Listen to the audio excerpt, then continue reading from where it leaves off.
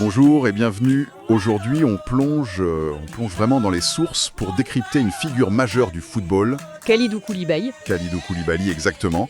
On a devant nous une belle pile d'articles, de biographies, d'analyses.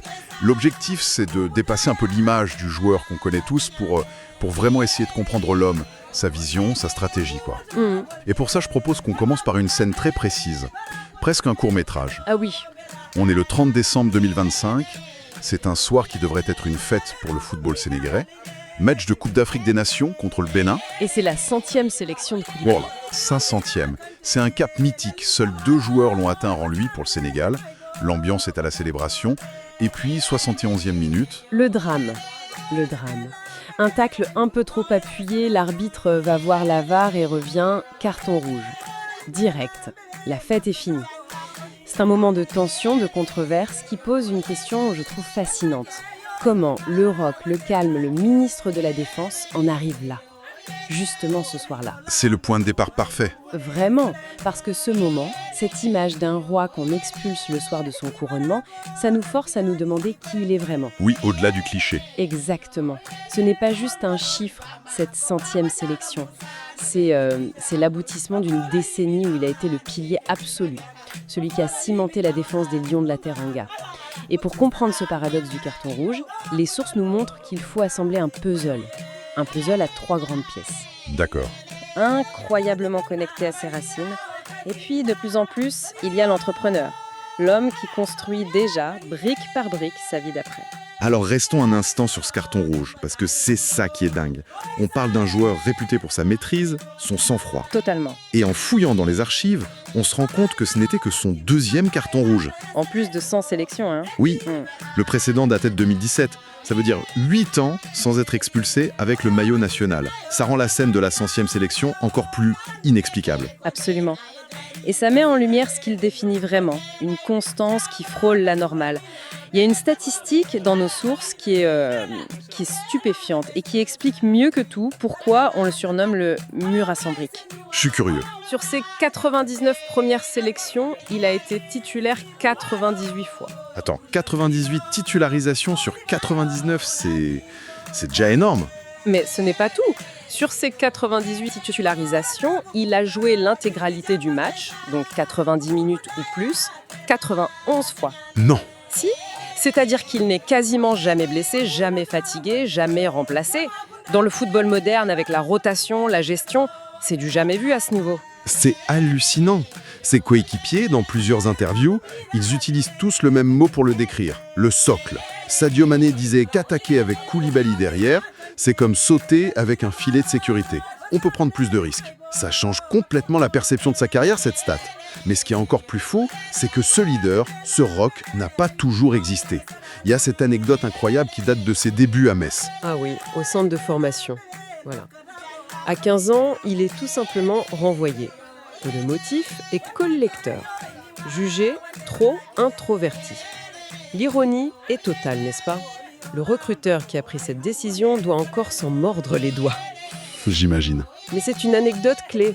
Elle nous dit qu'il n'est pas né leader, il l'est devenu. Il a dû retourner dans son club d'origine, travailler, puis il est revenu à Metz par la grande porte. Cette expérience, d'après les analyses, a vraiment forgé sa force de caractère. Il a appris à transformer cette introversion en une force tranquille, tu vois, une concentration extrême. Son leadership, ce n'est pas celui des grandes gueules. Non, c'est un leadership par l'exemple, par la fiabilité. Et cette force de caractère, elle explose au grand jour en 2015, au moment de son grand choix de carrière internationale. Il est né en France, il a joué pour la France en moins de 20 ans. Le chemin semblait tout tracé. Tout tracé et activement encouragé, hein. Ce n'était pas un choix par défaut. Didier Deschamps, le sélectionneur de l'équipe de France, l'appelait personnellement. Ah oui, quand même, on parle du champion du monde en titre qu'il veut dans son équipe. Mais de l'autre côté, il y a Aliou Cissé, le nouveau sélectionneur du Sénégal, qui lui présente un projet, un défi. Construire quelque chose pour le pays de ses parents. Et il choisit le Sénégal. Et en choisissant le Sénégal, il n'a pas juste fait un choix de cœur, il a envoyé un message très, très fort à toute une génération de joueurs binationaux. C'est-à-dire, qu'est-ce que ça a changé concrètement ? Ça a créé un précédent. Avant lui, choisir une sélection africaine quand on pouvait jouer pour une grande nation européenne, c'était souvent vu comme un second choix. Une option par défaut presque. Exactement. Koulibaly a inversé la tendance. Il a rendu le choix du Sénégal cool, prestigieux. D'autres ont suivi. Il a été une pierre angulaire de la reconstruction de cette équipe. Et l'histoire lui a donné raison de la plus belle des manières. La Coupe d'Afrique des Nations en 2021. En 2021, c'est lui, le capitaine, qui est le premier de toute l'histoire du Sénégal à soulever le trophée. La boucle était bouclée. Et ce rôle de capitaine, de bâtisseur, on a l'impression qu'il ne le laisse absolument pas au vestiaire. C'est fascinant de voir comment il le transpose en dehors du terrain, notamment au Sénégal. Oui, dans le village de ses parents. Et ce n'est pas juste du saupoudrage ou de la com', c'est structuré, réfléchi via son association qu'il a joliment appelée Capitaine du Cœur. Joli nom. Son action se concentre sur Ngano, le village familial dans la région de Matam. C'est une zone assez enclavée, où les besoins sont immenses. Et son projet phare, c'est la construction d'un centre de santé moderne. Justement, là-dessus, on peut se dire, un footballeur riche qui finance un bâtiment, on a déjà vu. Mais en lisant les détails, on comprend que la démarche est différente, totalement différente. Construire les murs, c'est la partie facile. La vraie question, c'est comment on le fait vivre. Surtout dans une région où il est difficile d'attirer des médecins. C'est le vrai défi. Et c'est là qu'on voit sa vision stratégique. Il ne finance pas juste un bâtiment, il pense l'écosystème. Les articles rapportent qu'il a fourni des ambulances avant même que la première pierre ne soit posée. Ah d'accord, il travaille sur des solutions pour faire venir du personnel soignant, pour créer des emplois locaux afin d'assurer la maintenance. Il ne fait pas de la charité, il fait du développement durable. C'est la même logique que sur un terrain en fait.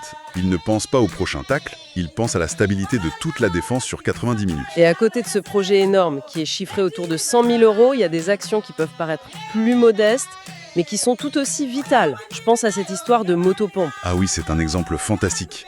Un investissement de 7 millions de francs CFA, environ 10 000 €, ça peut paraître peu à côté du centre de santé. Oui, sur le papier. Mais cette motopompe, elle permet d'irriguer 50 hectares de terres agricoles.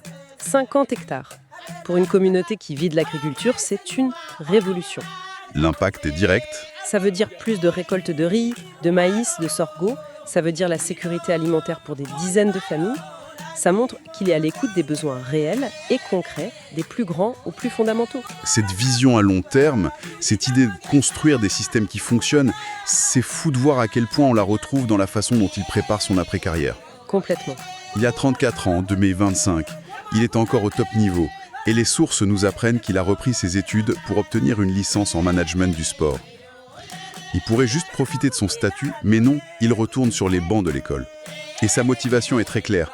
Il le dit lui-même, « Je veux comprendre la logique des présidents, des directeurs sportifs. » Il ne veut pas être un ancien joueur à qui on donne un poste honorifique. Il veut maîtriser les codes, les stratégies, la gestion. Il veut passer de l'autre côté du miroir. C'est exactement ça. C'est une démarche qu'on observe chez d'autres joueurs de sa génération, comme Dembaba qui a réussi à Dunkerque ou Sadio Mané qui a investi à Bourges. Mais chez Koulibaly, il y a un côté méthodique, presque académique, qui est unique. Et ce n'est pas juste un projet d'étude, c'est déjà du concret. En mai 2024, il devient propriétaire du CS Sedan-Ardennes. Reprendre Sedan, c'est un pari assez audacieux, non ? C'est un pari immense. C'est un club historique en France, mais qui a connu d'énormes difficultés, tombant dans les divisions régionales. Le risque est là. Bien sûr, gérer un club de foot, c'est souvent un cimetière pour les fortunes. Mais ça correspond parfaitement à sa mentalité de bâtisseur. Il n'a pas racheté un club de Ligue 1 qui tourne déjà. Il a choisi un projet de reconstruction totale à partir des fondations. Un défi à sa mesure. C'est ça. Et c'est là que le puzzle prend tout son sens quand on le connecte à son autre grand projet. L'académie Mbarodi FC, inaugurée en août 2025 à Ngaparou au Sénégal. Mbarodi qui signifie lion en langue poulard, c'est un beau symbole. C'est plus qu'un symbole, c'est le cœur de sa vision. Et la philosophie de cette académie est la clé pour tout comprendre. Il a cette phrase, répétée dans plusieurs entretiens, qui est très forte. Laquelle ? On sait qu'il est rare d'avoir 100% de joueurs qui deviennent professionnels. Mais on peut avoir 100% d'hommes qui deviennent utiles à la société. Waouh ! L'accent est mis autant sur l'éducation, les valeurs, la formation humaine, que sur le football. Il ne veut pas seulement créer des champions, il veut former des citoyens. Et donc là, la synergie devient évidente. On a l'académie au Sénégal qui forme les jeunes sur le plan sportif et humain. Et on a le club de Sedan en France qui pourrait servir de tremplin, de passerelle vers l'Europe pour les meilleurs d'entre eux. C'est un véritable pont qu'il est en train de construire. C'est exactement ça. Il bâtit un écosystème complet, de la détection et la formation au Sénégal jusqu'à la post-formation et l'accès au monde pro en Europe. C'est le défenseur central qui organise toute son équipe. Il ne laisse rien au hasard. Chaque pièce a sa place dans un plan d'ensemble. C'est la même intelligence de jeu, C'est ça. la même intelligence stratégique qui lui permet d'anticiper les passes sur le terrain. Il l'applique à la construction de son avenir et de celui de la jeunesse sénégalaise. Au final, quand on assemble toutes ces pièces, le joueur, le philanthrope, l'entrepreneur, on se rend compte que ce ne sont pas des rôles séparés. Ce sont juste 3 facettes de la même identité. Celle d'un architecte, Celle d'un architecte, voilà. Un homme qui construit. Il construit une défense, il construit un centre de santé, il construit une carrière, il construit un pont pour les jeunes. ici on prend un peu de recul, Kalidou Koulibaly incarne à la perfection le modèle de l'athlète africain du XXIe siècle. Il a compris que son statut de star mondiale n'est pas une fin en soi, mais un levier. Un levier de développement, un levier incroyablement puissant pour avoir un impact réel, local, concret et durable dans son pays d'origine. Sa carrière n'est pas juste une succession de matchs, c'est une architecture du leadership qui dépasse et de très loin les limites d'un terrain de football. Et pour conclure, il y a une dernière pensée qui me vient en regardant tout ce qu'il met en place. Koulibaly a un rêve qu'il a exprimé publiquement, voir un jour un club sénégalais remporter la Ligue des champions africaine. Un rêve immense. Maintenant, regardons le puzzle. Il crée une académie de formation d'élite au Sénégal. Il acquiert un club en Europe pour maîtriser les rouages du foot pro. Il se forme lui-même au management du sport de haut niveau. La question qu'on peut se poser est la suivante. N'est-il pas en train de construire, brique par brique, l'écosystème qui pourrait, un jour, lui permettre de réaliser ce rêve? Avec lui, non plus comme capitaine sur le terrain. Mais comme président dans les tribunes. Qu'est-ce qui définit la grandeur d'un athlète? Les stats? Les trophées? Eh bien, pour certains, comme le capitaine sénégalais Kalidou Koulibaly, la réponse est bien plus complexe. Son héritage, il se construit autant sur le terrain qu'en dehors. Et c'est cette histoire vraiment fascinante qu'on va explorer ensemble. 100, voilà, un chiffre tout rond, un symbole, et le début d'une soirée mémorable pour plusieurs raisons. Atteindre 100 sélections, c'est pas rien. C'est entrer dans un club hyper fermé, celui des véritables légendes du foot sénégalais. Un exploit monumental pour Koulibaly, sauf que cette journée, qui aurait dû être une pure célébration, a pris une tournure bien différente. Oui, parce qu'au beau milieu de la fête, un événement complètement inattendu est venu tout gâcher. Un carton rouge direct qui a complexifié le récit de cette soirée qui se voulait historique. Alors revenons un peu sur les faits pour bien comprendre. On est en plein milieu de la Coupe d'Afrique des Nations 2025 au Maroc. Le Sénégal affronte le Bénin. Et pour Kalidou Koulibaly, ce match est déjà gravé dans l'histoire. C'est sa 100e sélection. Et pour bien mesurer ce que ça représente, il faut savoir qu'il rejoint un cercle ultra exclusif. Seuls 2 autres joueurs, ses coéquipiers Idrissa Gana Gueye et Sadio Mané, avaient réussi cet exploit. Autant dire qu'avec ça, Koulibaly cimente sa place au panthéon de la génération dorée du Sénégal. Et c'est là que tout bascule. À la 71e minute de jeu, le Sénégal mène tranquillement 3-0. Koulibaly fait un tacle sur Ayegun Tosin.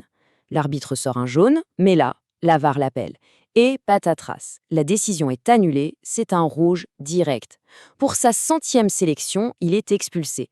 Une fin de célébration d'une amertume incroyable, surtout quand on sait que ce n'est que son 2e carton rouge de toute sa carrière internationale.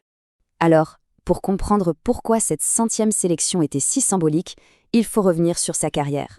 On le surnomme le ministre de la Défense. Et ce n'est vraiment pas pour rien. C'est le pilier, le roc, sur lequel le Sénégal a bâti tous ses plus grands succès. Ce surnom, il ne l'a pas volé. Il l'a gagné grâce à une constance et une fiabilité qui sont juste exceptionnelles. Pour ses coéquipiers, comme pour les supporters, sa présence sur le terrain, c'est une sorte d'assurance-vie. C'est cette sérénité qu'il apporte derrière qui a souvent permis à l'équipe de se lâcher complètement en attaque. Et les chiffres, franchement, parlent d'eux-mêmes. Jetez un œil à ça. Sur ses 99 premières sélections, il a été titulaire 98 fois et il a joué 91 matchs en intégralité. Il n'a été remplaçant qu'une seule fois, en 2015. C'est la définition même de la fiabilité. Une pièce maîtresse, tout simplement irremplaçable. Son parcours avec les Lions, c'est une véritable montée en puissance. Après une finale perdue, très douloureuse en 2019, il a connu la consécration ultime en 2021. C'est lui, en tant que capitaine, qui est devenu le tout premier à soulever la Coupe d'Afrique des Nations pour le Sénégal. Un moment absolument historique. Mais son influence va bien au-delà de ses performances sur le terrain. Son leadership, en particulier, mérite vraiment qu'on s'y attarde. Son style de leadership est assez fascinant. On le décrit comme quelqu'un de calme, de discret, mais d'une fermeté incroyable. Ce n'est pas le genre de capitaine qui crie, il inspire par l'exemple. Son obsession ? Maintenir ce qu'il appelle l'union sacrée au sein du groupe. Une cohésion où le collectif passe toujours avant l'individu. Et rien ne révèle mieux sa personnalité que ses propres mots. Quand Aliou Cissé, le coach qui l'a lancé et nommé capitaine, a quitté son poste, Koulibaly a partagé ce message. C'est un témoignage vraiment poignant de loyauté, de gratitude, des valeurs qui le définissent bien au-delà du foot. Et c'est là qu'on touche au cœur de son héritage, parce que loin des stades, le ministre de la Défense se transforme en un véritable ministre du développement pour sa communauté. Et son action n'est pas du tout improvisée. Pour bien la structurer, il a créé son association, Capitaine du Cœur. C'est le moteur de son engagement avec une approche qu'il veut ciblée, réfléchie et surtout durable. L'un de ses projets les plus emblématiques, la construction d'un centre de santé moderne à Ngano, qui est le village de ses parents. On parle d'un investissement de près de 100 000 €. Mais l'idée, ce n'est pas juste de construire des murs, c'est de créer un véritable écosystème médical dans une zone rurale qui en manque cruellement. Et son action va au-delà de la santé. Il s'attaque à des problèmes de fond. Par exemple, il a financé une motopompe à 7 millions de francs CFA. Le résultat ? 50 hectares de terres irriguées. Concrètement, ça veut dire plus de riz, de maïs, de sorgho. C'est un impact direct sur la sécurité alimentaire de toute la communauté. Ce qui est remarquable, c'est sa vision d'ensemble. Il ne fait pas de coûts isolés. Il pense infrastructure, sécurité alimentaire, emploi, services d'urgence, éducation. C'est une approche à 360 degrés. Un vrai plan de développement local pensé sur le long terme. Et finalement, il y a l'avenir. Koulibaly, ce n'est pas quelqu'un qui attend passivement sa retraite, il la construit. Et il le fait de manière stratégique, avec une vision qui force le respect. Sa vision pour l'avenir, elle repose sur 3 piliers stratégiques. D'abord, investir. Il est devenu propriétaire du club français de Sedan. Ensuite, bâtir. Il a fondé sa propre académie de jeunes au Sénégal. Et enfin, apprendre. À 34 ans, il a repris ses études pour obtenir une licence en management du sport. C'est un plan d'une clarté impressionnante. Et il n'est pas le seul à faire ça. Son investissement à Sedan fait partie d'un mouvement beaucoup plus large. On voit de plus en plus de stars africaines, comme Sadio Mané à Bourges, investir dans des clubs européens. L'idée, c'est de reprendre le contrôle et de créer un pont qui soit solide et professionnel entre le foot africain et européen. En fin de compte, l'histoire de Kalidou Koulibaly, c'est celle d'une double identité. D'un côté, le guerrier intransigeant sur le terrain. De l'autre, le bâtisseur visionnaire en dehors. Ça crée un héritage qui touche à la fois le sport et la société, et de manière très profonde. Son parcours nous laisse donc avec une question essentielle. Qu'est-ce qui définit le véritable héritage d'un athlète ? Les trophées sur une étagère ou l'impact qu'on a sur la vie des gens ? L'histoire de Kalidou Koulibaly suggère que la vraie grandeur, elle se trouve peut-être précisément à l'intersection des deux.